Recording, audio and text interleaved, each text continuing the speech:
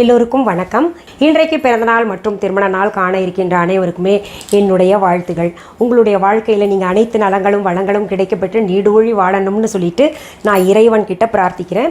இந்த காணொளியை காண்கின்ற அனைவருக்குமே இந்த நாள் இனிய நாளாக அமையட்டும். இப்போ அந்த வேர்க்கடலையும் கொத்தவரங்காயும் வச்சு ஒரு சுவையான குழம்பு செஞ்சு காமிக்க போகிறேன். வேர்க்கடலையும் கொத்தவரங்காயும் வச்சு சுவையான குழம்பா அப்படின்னா நான் சின்ன வயசில் சாப்பிட்ருக்கேன். நான் வந்து பெங்களூரில் வளர்ந்தேன் இல்லையா, அங்கே பார்த்திங்கன்னா எங்கள் வீட்டுக்கு பக்கத்தில் ஒரு அம்மா இருந்தாங்க.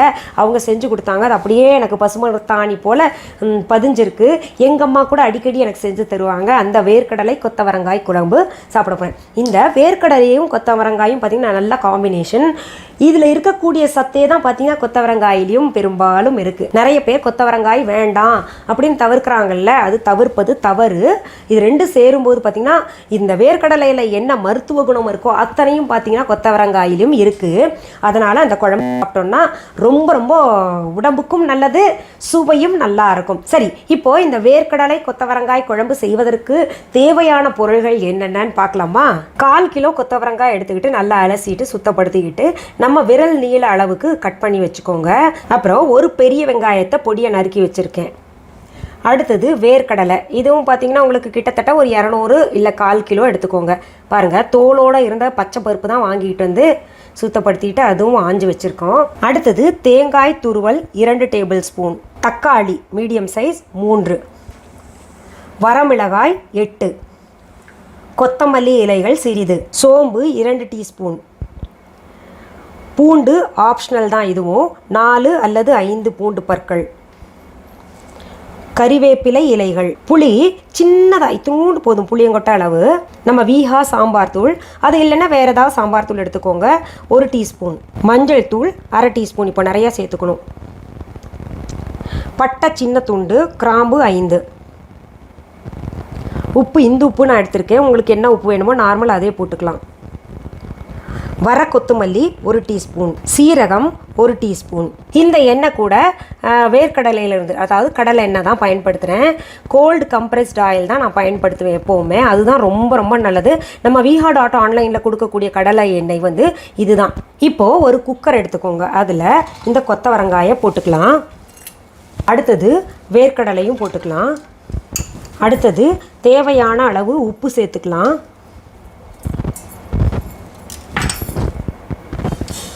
அடுத்தது தேவையான அளவு தண்ணி சேர்த்துக்கலாம். இப்போது இந்த பச்சை வேர்க்கடலை கிடைக்காதவங்க என்ன பண்ணுங்கள், காஞ்ச வேர்க்கடலையை மொதல் நாளே வந்து ஊற வச்சுருங்க. அப்புறம் காலையில் வந்து இந்த மாதிரி பயன்படுத்திக்கோங்க. இப்போது குக்கரை மூடி போட்டு மூடிட்டு ஒரு 2 விசில் நான் எடுத்துக்கிறேன். உங்கள் குக்கரை பொறுத்தாங்க இருக்குது.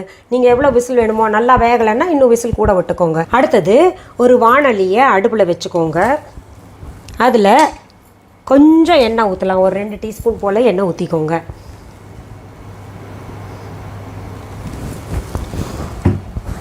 அது சூடாகட்டும். இதில் பூண்டு பற்கள், இது வந்து ஆப்ஷனல் தான், நான் சொல்லியிருக்கேன். பூண்டு பற்கள் சேர்த்துட்டு கொஞ்சம் வதக்கலாம்.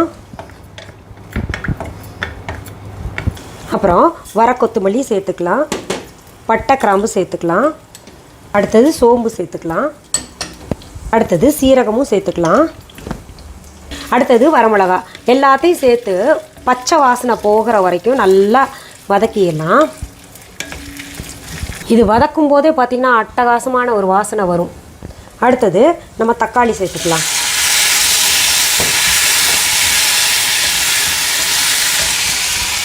இதுலேயே புளியும் போட்டுக்கலாம்.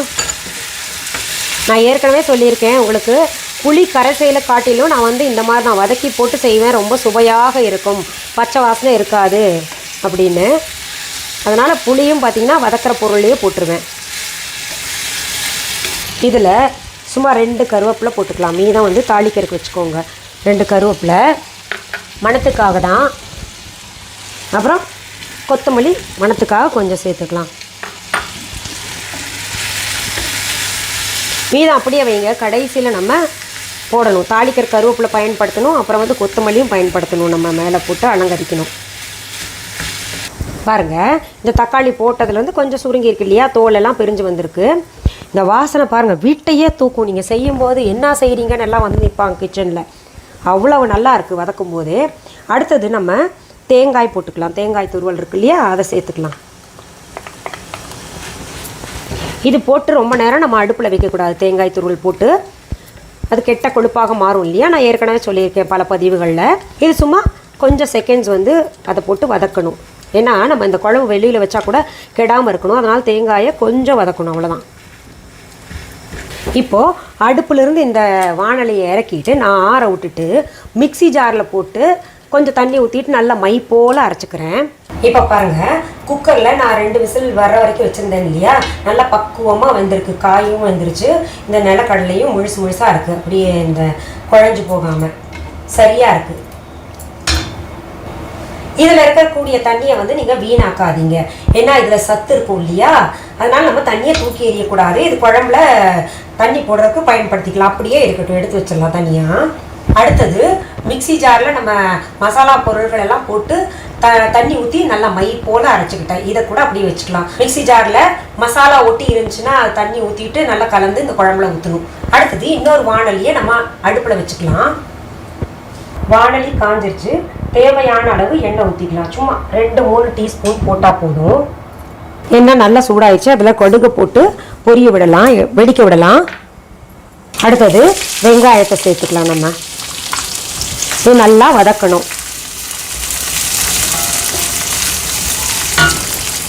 இப்போ பாருங்கள், வெங்காயம் வதங்கிருச்சு. இப்போ கறிவேப்பிலை சேர்த்துக்கலாம்.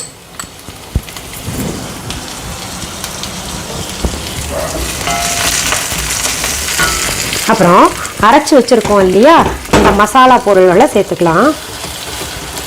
மிக்சியில் இருக்கக்கூடிய பொருளை போட்டுக்கலாம். அது ஒட்டி இருந்துச்சுன்னா தண்ணி ஊற்றி நல்லா கலந்து போட்டுக்கலாம். இப்போது இதை இன்னொரு முறை வதக்கணும். இதில் சாம்பார் தூள், மஞ்சள் தூள், மஞ்சத்தூள் கொஞ்சம் கூட தான் நான் போட்டிருக்கேன். ஏன்னா இப்போதைய சூழ்நிலைக்கு மஞ்சத்தூள் நிறைய சேர்க்கணும் இல்லையா. அடுத்தது மீதம் வச்சுருந்தோம் இல்லையா கொத்தமல்லி இலைகள், அது கொஞ்சம் சும்மா மேலாக அலங்கரிக்கிறதுக்கு மட்டும் தூண்டு வச்சுட்டு மீதம் எல்லாத்தையும் போட்டுக்கோங்க. கொத்தமல்லி சமைக்கும் போது போட்டிங்கன்னா தான் குழம்பே ரொம்ப சுவையாக இருக்கும். பொதுவாக எல்லாருமே கார்னிஷ் பண்ணுறதுக்கு மட்டும்தான் இதை பயன்படுத்துகிறாங்க. அதை காட்டிலும் நம்ம குழம்புல போட்டோம் ரொம்ப நல்லாயிருக்கும். அடுத்தது உப்பு கொஞ்சம் பார்த்து போடணும். ஏன்னா நம்ம அந்த நிலக்கடலையும் கொத்தவரங்காயும் வேக வைக்கும் போது கூட போட்டிருக்கோம். அதனால் பிறகு நம்ம கொஞ்சம் போட்டிப்போம், பிறகு பார்த்து சேர்த்துக்கலாம். இதை நல்லா வதக்குங்க. இப்போ வதக்கணும்னா ரொம்ப வதக்கணும்னு அவசியம் இல்லை. ஏன்னா ஏற்கனவே நம்ம எல்லாத்தையும் வதக்கிட்டு தான் இது பண்ணியிருக்கோம் இல்லையா. இப்போ பாருங்கள், சும்மா 1 நிமிஷம் வதக்கிட்டு நம்ம இந்த மிக்சி ஜார் கழுவிட்டு தண்ணி ஊற்றிக்கலாம். அதில் இந்த வேக வைத்த கடலையும் கொத்தவரங்காயும் சேர்த்துக்கலாம். இப்போ பாருங்கள், இந்த குழம்பு எவ்வளோ தளதளன்னு கொதிச்சுக்கிட்டு இருக்குல்ல, சத்தத்தை பாருங்கள். இந்த வாசனை வீடு முழுக்க போயிட்டு என் பசங்க என்னவோ புதுசாக சமைக்கிறோன்னு சொல்லிட்டு ஓடி வந்து பார்த்துட்டு போகிறாங்க. இந்த குழம்பு தான் செய்கிறேன் அப்படின்னோடனே சரி சீக்கிரம் செய்யுங்க சாப்பிட்ணும் அப்படின்றாங்க. இது இப்போ நான் உங்களுக்கு கலந்து காமிக்கிறேன் பாருங்கள். இப்போது இந்த குழம்பு எல்லாத்துக்கூடையும் சாப்பிட்லாம். நம்ம இட்லி, தோசை கூட, சப்பாத்தி கூட, சாதத்து கூட. நீங்கள் சாதத்து கூட சாப்பிட்றதா இருந்தால் இந்த அளவுக்கு ஊற்றி சாப்பிட்ற மாதிரி எடுத்துருங்க. இல்லை நம்ம வந்து இந்த ரொட்டி கூட சப்பாத்தி கூட எல்லாம் சாப்பிட்ணுன்னு நினச்சிங்கன்னா இன்னும் கொஞ்சம் கொதிக்க விடலாம், கொஞ்சம் கெட்டிப்படட்டும். பாருங்கள், இப்போ சரியான கெட்டி பதத்தில் இருக்குது. அதாவது சாதத்துக்கும் ஊற்றி சாப்பிட்லாம். மீண்டு போனால் நான் சாயந்தரம் சப்பாத்தி செய்வேன்ல, அது கூட பிள்ளைங்க சாப்பிட்ற அளவுக்கு 2க்குமே 2 in 1 இல்லை தோசை கேட்டாங்கன்னா திடீர்னு தோசை இட்லி கூட சாப்பிட்லாம். அந்த அளவுக்கு கொஞ்சம் கெட்டியாகவே நான் இறக்கிறேன். ஒரு சிலர் என்கிட்ட கமெண்ட்ஸில் கேட்டிருக்கீங்க, நீங்கள் தினமுமே பாஸ்மதி அரிசி தான் சாப்பிடுவீங்களா அப்படின்னு. நாங்கள் பொதுவாகவே வீட்டில் ஒரே விதமான அரிசி சமைக்கிறது கிடையாது. ஒரு நாளைக்கு கைக்குத்தல் அரிசின்னா, இன்னொரு நாளைக்கு கேரளா குண்டரிசி சிகப்பரிசி இருக்கு இல்லையா அது, அப்புறம் வந்து புழுங்கல் அரிசி, பச்சை அரிசி, அப்புறம் இந்த பாஸ்மதி அரிசி, இந்த மாதிரி எல்லாமே திணை அரிசி, கினோவா, இது போல் நிறைய வெரைட்டி இருக்குது. அதில் மாற்றி சாப்பிடுவோம். பெரும்பாலும் இந்த பாஸ்மதி ரைஸ் என் பிள்ளைங்களுக்கு பிடிக்குன்றதுனால நான் பாஸ்மதி அரிசி செய்கிறேன். ஆனால் எல்லா வகையான அரிசியும் சேர்த்துப்பேன். நான் இப்போ சொன்னேன்ல, இந்த கேரளா குண்டு அரிசி, சிகப்பரிசி, கைக்குத்தல் அரிசி, இந்த வகையான அரிசி எல்லாம் பார்த்திங்கன்னா நம்ம viha.online இருக்குது. மாப்பிள்ளை சம்பா அரிசி, மூங்கல் அரிசி, மாப்பிள்ளை சம்பா அரிசி, யானை கவுனி அரிசி, மூங்கல் அரிசி, இந்த அரிசி அத்தனையுமே நம்ம viha.online இருக்குது. இப்போ viha.online பொருள்கள் போட்டால் கிடைக்குமா அப்படின்னு கேட்டுக்கிட்டு இருக்கீங்க. நிச்சயமாக இந்த கொரோனா வைரஸ் எல்லாம் அழிஞ்சிரும். அது எப்போ உங்களுக்கு சப்ளை பண்ணலாம், எல்லா டிரான்ஸ்போர்ட்டேஷன்லாம் ஆரம்பிக்கலாம்னு சொல்கிறாங்களோ அதற்கப்புறம் பார்த்திங்கன்னா நாங்கள் ஃபாஸ்ட்டாக சர்வீஸ் கொடுப்போம். நீங்கள் ஆர்டர் ப்ளேஸ் பண்ணணுன்னா தைரியமாக ஆர்டர் இப்போ ப்ளேஸ் பண்ணிக்கோங்க. அந்த ஆர்டரை பார்த்துட்டு நாங்கள் பேக் எல்லாம் பண்ணி வச்சுருவோம். ரெடி ஜூட் அப்படின்ட்டாங்கன்னா நாங்கள் அனுப்பிடுவோம். இப்போ இது நான் சாப்பிட்டு பார்க்குறேன். உண்மையாலுமே என் பிள்ளைங்க சொன்ன மாதிரி வழக்கத்தை காட்டிலும் இன்றைக்கி ரொம்ப நல்ல மணமாக நல்லா இருக்குது. எப்படி தெரியும்னு கேட்குறீங்களா? அந்த மணத்தை பார்த்துட்டு உப்பும் பார்த்தேன், அந்த சாக்கில் கொஞ்சம் அப்படியே டேஸ்ட் பண்ணி பார்த்தேன். அப்படி ஒரு டேஸ்ட்டு. அதான் சில சொல்லிட்டு இருக்கீங்களே என் பிள்ளை சாப்பிடவே மாட்டேங்குதுன்னு. இது போல் செஞ்சு கொடுங்க. நீங்கள் அவங்க சாப்பிடாமல் இருக்கிறதா அவங்கள தொந்தரவு பண்ணிக்கிட்டே இருப்பாங்க, செஞ்சு கொடுன்னு. அப்படி ஒரு சுவைங்க. சின்ன பிள்ளைங்களாம் பார்த்து சொல்லுவாங்க, ஆண்டி எங்களை பார்க்க வச்சு சாப்பிட்றீங்களே ஆண்டின்னு. பிள்ளைங்களா இப்போ தான் இதுதான் சாக்கு, வீட்டில் தான் இருக்காங்க எல்லோரும், அதனால் செஞ்சு தர சொல்லுங்கள் அம்மா அப்பாட்ட. ஆஹா போதும், இதுக்கு மேலே உங்களை பார்க்க வச்சு சாப்பிட விரும்பலை. இதில் இன்னொரு ரொம்ப முக்கியமான விஷயம் நான் சொல்ல மறந்துட்டேன். கர்ப்பிணி பெண்களுக்கு இந்த நிலக்கடலை ரொம்ப ரொம்ப நல்லது. அதனால் நல்லா சாப்பிடுங்க. குழந்தைகள் நல்லா உயரமாக வளருவாங்க. அவங்க எலும்பெல்லாம் நல்லா உறுதிப்படும் வயிற்றில் இருக்கும்போதே. அதனால் இந்த குழம்பை, கொத்தவரங்காயும் ரொம்ப நல்லது கர்ப்பிணி பெண்களுக்கு. இந்த குழம்பை அடிக்கடி செஞ்சு நீங்கள் சாப்பிட்றது ரொம்ப நல்லது. அப்படி இல்லைன்னா நிலக்கடலையில் சட்னி, இதெல்லாம் பீனட், அதெல்லாம் நீங்கள் சாப்பிட்டீங்கன்னா ரோஸ்டட் பீனட் ஏதோ ஒரு ஃபார்மேட்டை நீங்கள் சாப்பிடுங்களேன். ரொம்ப நல்லது. குழந்தைங்க நல்லா உறுதியாக வளருவாங்க. எல்லாருக்குமே நல்லது, எல்லா வயதினருக்கும் நல்லது. குறிப்பாக வளரக்கூடிய பிள்ளைங்களுக்கு ரொம்ப ரொம்ப நல்லது. இன்னொன்று கேட்பீங்க, நிலக்கடலையில் என்ன இருக்கே, நாங்கள் சாப்பிட்டா குண்டாயிருவோமா அப்படின்னு கேட்டிங்கன்னா கிடையவே கிடையாது.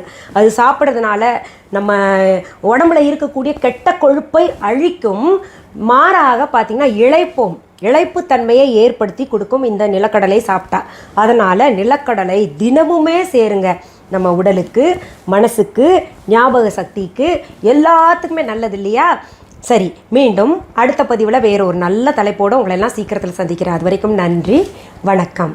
அன்பான வாடிக்கையாளர்களே, உங்கள் விஹா ஸ்டோரில் பூஜை பொருட்கள், சிலைகள், ராசிக்கற்கள், வாஸ்து பொருட்கள், விதைகள், பாரம்பரிய அரிசி வகைகள், சிறுதானியங்கள், ஆர்கானிக் பொருட்கள், மூலிகை எண்ணெய், மளிகை பொருட்கள், மரச்செக்கு எண்ணெய், மரப்பொருட்கள், வெள்ளி ஆபரணங்கள், கிஃப்ட் ஆர்டிகல்ஸ், காட்டன் மற்றும் பட்டு புடவைகள், காட்டன் சுடிதார்கள், பட்டு பாவாடை, குழந்தைகளுக்கான விளையாட்டு பொருட்கள், ஹை குவாலிட்டி இமிடேஷன் நகைகள், வீட்டு உபயோக பொருட்கள், ஜூட் பேக்ஸ், ஹேண்ட்மேட் சோப்ஸ், அழகு சாதன பொருட்கள், சிறுதானிய பிஸ்கெட்டுகள், ஹோம் அப்ளையன்சஸ், இன்னும் பற்பல பொருட்கள் விற்பனைக்குள்ளது.